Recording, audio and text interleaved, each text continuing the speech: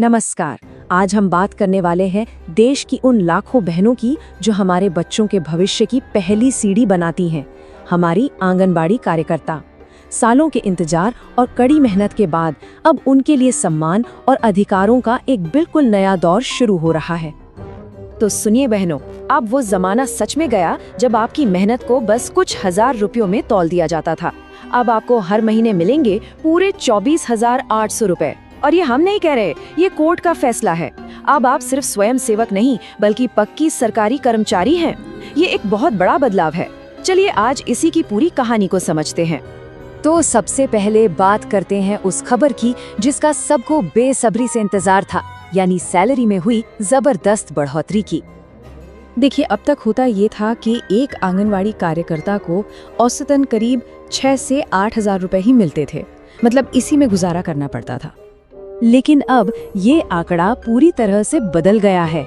नया मानदेय यानी कि नई सैलरी अब 24,800 रुपए प्रति महीने तक पहुंच गई है। सोचिए, ये सिर्फ एक छोटा मोटा इंक्रीमेंट नहीं है, ये आर्थिक सम्मान की तरफ एक बहुत बड़ा कदम है। अच्छा, इस टेबल को जरा ध्यान से देखिए। जो कार्यकर्ता बहनें पहले 6 से 8 हजार कमा रही थीं, अब वो 15,000 से लेकर लगभग 25,000 तक कमाएंगी।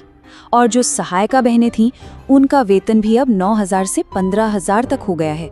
मतलब साफ है, ये लगभग दुगनी, कहीं कहीं तो तिगुनी बढ़ोतरी है। तो अब सवाल ये उठता है कि ये सब हुआ कैसे?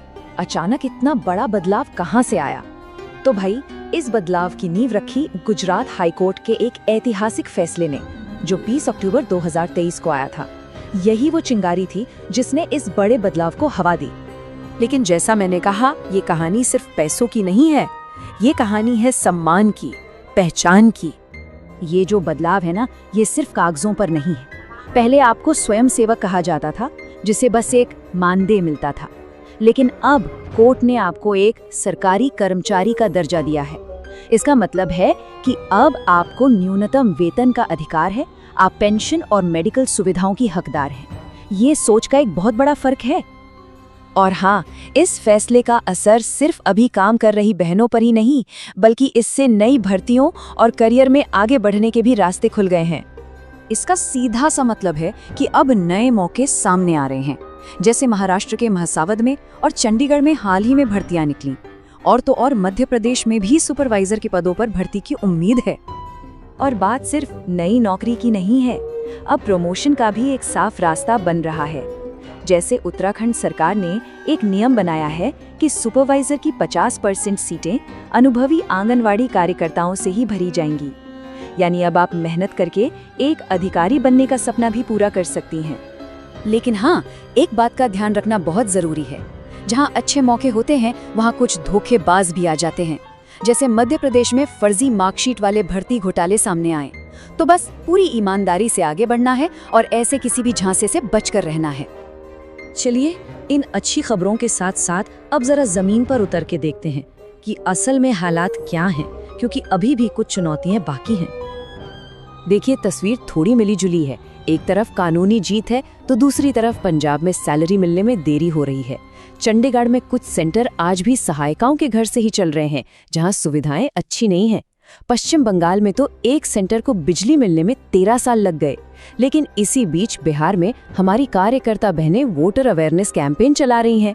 ये दिखाता है कि उनका जज्बा कितना कमाल का है। तो इन चुनौतियों से निपटते हुए अब भविष्य के लिए एक नई दिशा भी तय हो रही है। पूरी आंगनवाड़ी व्यवस्था को और बेहतर और आधुनिक बनाने के लिए कई सुधार किए जा रहे हैं। अब पूरे सिस्टम को अपग्रेड किया जा रहा है। जैसे गुजरात में स्मार्ट आंगनवाड़ी बन रही हैं, जहां स्मार्ट टीवी है, बच्चों को बेहतर खाना मिल रहा है, बहनों को स्मार्टफोन दिए जा रहे हैं ताकि वो पोषण ट्रैकर जैसे ऐप इस्तेमाल कर सकें।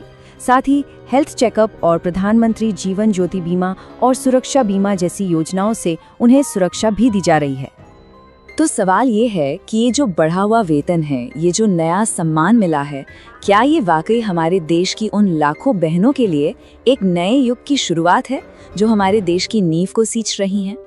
इसका जवाब तो खैर आने वाला वक्त ही देगा। लेकिन एक बात तो पक्की है, एक शानदार शुरुआत हो चुकी है।